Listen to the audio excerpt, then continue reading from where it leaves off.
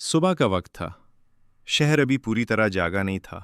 हल्की सुनहरी धूप आसमान पर फैल रही थी, ठंडी हवा चल रही थी और सड़क के किनारे एक पुराना सा बस स्टॉप अपनी खामोशी के साथ वहीं खड़ा था, जैसे सालों से वक्त की गर्दिश का गवाह बनकर सब कुछ देख रहा हो।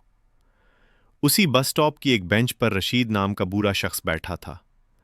उसके बाल मुकम्मल सफ़ेद हो चुके थे, हाथों में हल्की लर्जिश थी और आंखों में एक अजीब सा सुकून था। मगर उस सुकून के पीछे एक ऐसा दर्द छुपा था जो शायद दुनिया से छुपा हुआ था। रशीद रोज़ाना उसी वक्त यहाँ आता था, न एक मिनट आगे न पीछे, और यही वजह थी कि लोग उसे दीवाना समझते थे। कोई कहता, बाबा जी के पास काम नहीं होगा, इसीलिए वक्त से पहले आ जाते हैं। कोई कहता, बूढ़े आदमी की आदतें ऐसी ही होती हैं, वक्त का क्या पता। लेकिन रशीद कभी किसी को जवाब नहीं देता था। वो खामोशी के साथ कभी सड़क को देखता, कभी आसमान को, और कभी अपनी जेब से एक पुरानी तस्वीर निकालकर देर तक उसे देखता रहता। ये तस्वीर एक नौजवान लड़के की 1990 की थी जिसकी मुस्कुराहट में पूरी जिंदगी झलकती थी। मगर लोग नहीं जानते थे कि उस तस्वीर के पीछे कितनी बड़ी कहानी दफन है।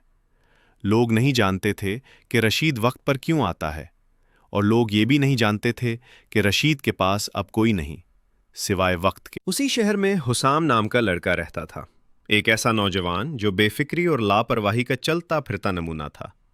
वो हर चीज में देर करता, दफ्तर, कॉलेज, मुलाकातें, वादे, हर जगह। इसके लिए 2 मिनट कोई मानी नहीं रखते थे। वो हंसते हुए कहता, यार 2 मिनट में क्या फर्क पड़ता है। वक्त उसके लिए खेल था।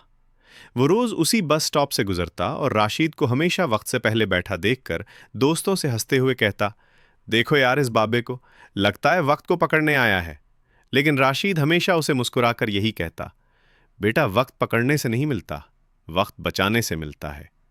मगर हुसाम इस बात को मजाक समझकर आगे चल देता। फिर एक दिन ऐसा आया जो हुसाम की पूरी जिंदगी बदलने वाला था। उस दिन उसकी जिंदगी की सबसे अहम इंटरव्यू थी। महीनों की मेहनत का नतीजा उसी दिन मिलना था। उसकी माँ ने उसे फजर के वक्त उठाया और कहा, बेटा देर मत करना, ये मौका बार बार नहीं मिलता। मगर हुसाम ने हमेशा की तरह कहा, अम्मी बस 5 मिनट। मगर ये 5 मिनट 10 बन गए, फिर 20, फिर 30।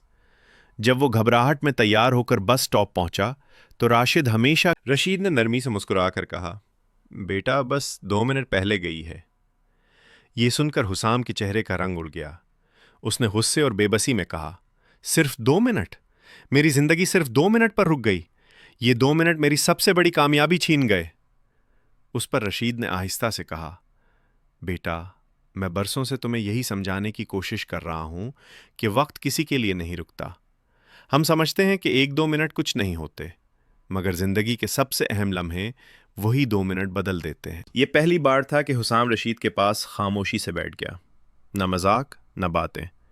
रशीद ने अपनी जेब से वो पुरानी तस्वीर निकाली, उसे साफ किया और हुसाम के हाथ में पकड़ा दी। ये अरसलान है, मेरा बेटा, जिंदगी से भरपूर, हंसने वाला, जीने वाला। उसने भी एक दिन यही गलती की थी। रशीद की आवाज़ टूट रही थी। उस दिन उसे इंटरव्यू पर जाना था। मैंने कहा था, बेटा जल्दी चलो, वक्त ज़ाया मत करो। लेकिन वो भी हंसते हुए बोला, बाबा बस 2 मिनट। रशीद की आवाज़ रुकते रुकते टूट गई। 2 मिनट उसकी ज़िंदगी के आखिरी 2 मिनट साबित हुए। बस निकल गई। उसने जल्दी में रक्षा लिया, ड्राइवर ने जल्दी की, मोड़ पर गाड़ी फिसल गई। रशीद की सांस भारी हो गई। जब मैं अस्पताल पहुंचा तो डॉक्टर ने कहा, अगर 2 मिनट पहले आ जाते तो हम उसे बचा सकते थे। हुसाम के दिल में जैसे किसी ने चाकू रख दिया हो। उसकी आंखों से आंसू बह निकले। फिर एक सुबह हुसाम बस स्टॉप पहुंचा तो बेंच खाली थी। राशिद कहीं नजर नहीं आया। दिन गुजरते गए मगर वो ना आया। 5वें दिन हुसाम बेचैन होकर राशिद के घर गया। दरवाजे पर पड़ोस ने अफसुर्दा लहजे में कहा, बेटा बाबा जी 3 दिन पहले खामोशी से दुनिया छोड़ गए। ये सुनते ही हुसाम के कदम लरस गए।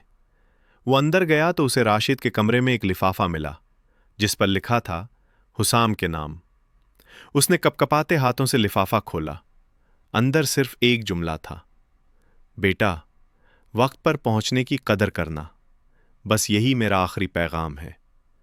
साथ वही अरसलान की तस्वीर थी। उस दिन के बाद हुसाम भी हर सुबह उसी बस स्टॉप पर बैठने लगा, वहीं उसी बेंच पर जहां रशीद बैठा करता था।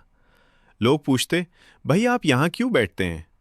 हुसाम सिर्फ मुस्कुरा कर कहता, वक्त ने मुझे ज़िंदगी समझा दी है और मैं चाहता हूँ कि कोई और वो गलती ना करे जो एक बाप और बेटे ने की थी।